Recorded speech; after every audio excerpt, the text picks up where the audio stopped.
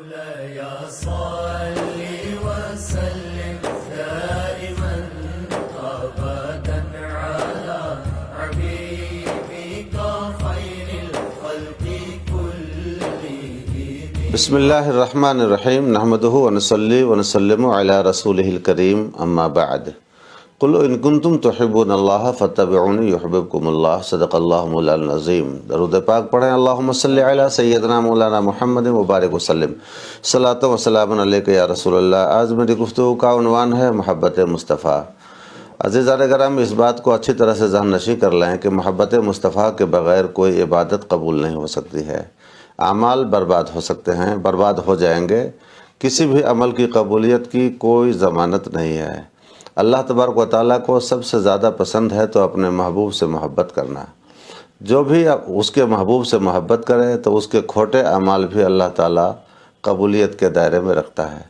اور جس کو بھی محبوب خدا صلی اللہ تعالیٰ علیہ وسلم جل وعلا سے محبت نہیں، بغاوت ہو یا ذرہ برابر بھی اس کے دل میں کجی ہو، میل ہو، تو اس کا کوئی بھی عمل قبول نہیں.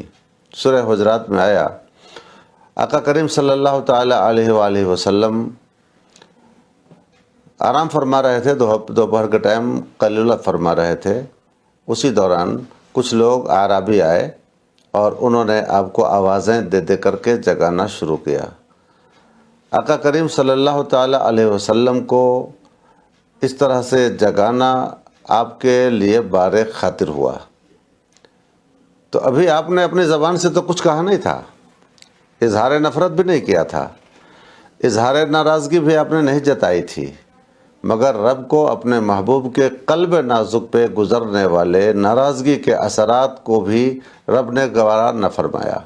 اور آیت کریمہ لے کے اترے جبریل امین، پروردگار عالم نے آیت کریمہ بھیجی، ان الذین ینادونک من وراء الحجرات اکثرهم لا یعقلون. بے شک وہ لوگ جو آپ کو دیوار کے پیچھے سے آوازیں لگاتے ہیں، ان میں کے اکثر بے وقوف ہیں. اب حضور علیہ السلام کے دربار میں بے ادبی کرنے کو بے وقوفی کہا گیا اور بے ادبی کرنے والے کو بیوقوف کی سند دے دی گئی. اکثرهم لا یعقلون، ان میں کے اکثر بے وقوف ہیں. ولو صبروا، اگر یہ لوگ صبر کرتے، یعنی آپ ہی کے جاگنے کا اور باہر تشریف لانے کا انتظار کرتے، حتی تخرج الیہم، یہاں تک کہ آپ ان کی طرف نکل پڑتے، لکان خیر لہم، تو ان کے لیے بہت بہتر تھا. قربان جائیں دربار مصطفیٰ کی عظمت و شان پر کہ دربار ہے مصطفیٰ کا ادب. خدا بتا رہا ہے کہ میرے محبوب کے دربار میں جا کر چلاؤ مت، آوازیں اونچی مت کرو اور ان کی نیند میں خلل نہ ڈالو، بلکہ ان کی تشریف آوری کا، ان کے خود نکلنے کا، بیدار ہونے کا انتظار کر لو، اور اس میں تیرے لیے بھلائی ہے. تو یہ دربار مصطفیٰ صلی اللہ تعالی وسلم کا ادب ہے، مقام ہے. بہت سارے لوگ ابھی دنیا میں آپ کو نظر آئیں گے جو خوب زیادہ سے زیادہ وہ دعوی محبت تو کرتے ہیں، لیکن پھر جب سرکار کی عظمتیں بیان کی جائیں، ان کے معجزات بیان کیے جائیں، ان کے کمالات بیان کیے جائیں، ان کے اختیارات بیان کیے جائیں، ان کے تصرفات بیان کیے جائیں، تو ان کے چہرے پہ بل آ جاتا ہے، سلوٹیں ابھر جاتی ہیں، چہرے کا رنگ متغیر ہونے لگتا ہے. تو یہ محبت کی ایک علامت ہے کہ جب محبوب کا ذکر کیا جائے تو محب کے چہرے پہ مسکان آ جائے، تبسم آ جائے، چہرہ کھل جائے، تو اس سے سمجھا جائے گا کہ واقعی میں اس مذکور سے، اس محبوب سے اس کو محبت ہے کہ ذکر آیا اور چہرہ کھل گیا. اور جیسے ہی ذکر آئے اور چہرہ مرجھا جائے، آنکھیں جھک جائیں، تیوری بدل جائے، تو سمجھ لینا چاہیے کہ اس کے من میں بغاوت کا چور پل رہا ہے، بغاوت اس کے من میں پل رہی ہے. اور محبت کا دعویٰ تو ہے، مگر محبت دراصل اس کے دل میں ہے نہیں. جان ایمان صلی اللہ تعالیٰ علیہ وآلہ وسلم کی محبت ہی مدار ایمان ہے. اور جس کے دل میں سرکار کی محبت میں ذرہ برابر بھی شائبہ لگ جائے، لیکن لگ جائے، رکاوٹ آ جائے، زائغ آ جائے، کجی آ جائے، تو کبھی بھی اس کا دعوی محبت صادق نہیں سمجھا جائے گا اور اس کا دعوی محبت مقبول نہیں مانا جائے گا. دیکھیں حضرت ابو سفیان ہیں، ایمان لانے سے پہلے بڑی اسلام دشمنی میں وہ مشہور تھے.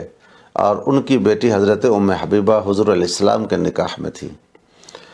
جب مدینہ اور مکہ میں تناؤ بنا، کفار مکہ میں اور مدینہ کے مسلمانوں میں تناؤ بن گیا، جنگ کی کیفیتیں پیدا ہونے لگ گئیں، تو اس دوران کفار مکہ کی یہ پوزیشن نہیں تھی کہ جنگ کر سکے، تو انہوں نے سفارشی بنا کر جناب حضرت ابو سفیان کو مدینہ بھیجا کہ آپ جائیے، چونکہ آپ کی بیٹی ان کے نکاح میں ہے تو آپ کی سفارش قبول کی جائے گی اور جنگ ٹالی جا سکتی ہے۔ تو سفارش کرنے کے لیے جناب ابو سفیان مدینہ آئے۔ اتفاق سے اس موقع پر حضور علیہ السلام اپنے گھر میں حجرہ پاک میں موجود نہیں تھے، آپ کی بیٹی حضرت ام حبیبہ تھیں۔ جب جناب ابو سفیان پہنچے ہیں، باپ سے بیٹی کی ملاقات ہوئی، دونوں کی نگاہیں چار ہوئیں، تو ہونا تو یہ چاہیے تھا کہ باپ کے احترام میں وہ بستر بچھاتی، انتظام کرتی، انصرام کرتی، اہتمام کرتی، لیکن انہوں نے کیا کیا، جس چارپائی پہ حضور علیہ السلام کا بستر بچھا تھا، اس بستر کو حضرت ام حبیبہ نے الٹ دیا، سمیٹ دیا۔ باپ دیکھ کے حیران کہ یہ کیا ہو رہا ہے، دنیا کی بیٹیاں اپنے باپ کے آنے پر نہ ہو تو اہتمام کرتی ہیں، مگر تم ہے اس کے باوجود تم نے بستر کو الٹ دیا، اس میں کیا بات ہے؟ تو حضرت جناب ام حبیبہ ام المؤمنین ام حبیبہ رضی اللہ تعالی عنہا نے کیسا ایمان افروز اور کفر سوز، بے ادبی سوز جواب دیا۔ ارشاد فرماتی ہیں کہ یہ میرے پاک رسول کا پاک بستر ہے، اور آپ چونکہ حالت کفر میں ہیں اس لیے ناپاک ہیں، تو ناپاک ہو کر پاک بستر پر آپ نہیں بیٹھ سکتے ہیں۔ آپ کا باپ ہونا مجھے تسلیم ہے، آپ باپ ہیں، خون کا رشتہ ہے، لیکن چونکہ آپ میرے سرکار کے نہیں ہیں اور آپ کلمہ نہیں پڑھے ہیں، حالت کفر میں ہیں، لہٰذا آپ اس پاک بستر پہ بیٹھنے کے قابل نہیں ہیں۔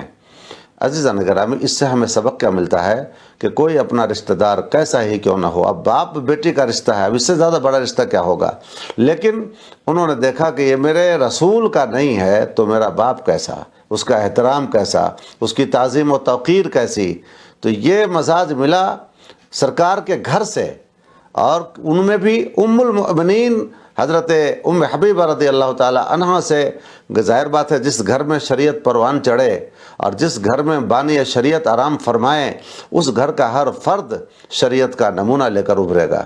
اب آپ دیکھیں کہ انہوں نے کیا مزاج دیا کہ تمہارا کوئی کیسا بھی رشتہ دار ہو، کیسا بھی قریبی ہو، دوست ہو، باپ ہو، بیٹا ہو، بھائی ہو، عزیز ہو، کچھ بھی ہو، لیکن اگر وہ تیرے سرکار کا نہیں ہے تو تمہارا نہیں ہے۔ سرکار کی عظمت جس کے دل میں نہیں ہے تو تمہارے دل میں اس کی عظمت نہیں آنا چاہیے، یہ محبت کی علامت ہے۔ اور انہوں نے اپنے باپ کو بستر میں بیٹھنے سے منع کر دیا۔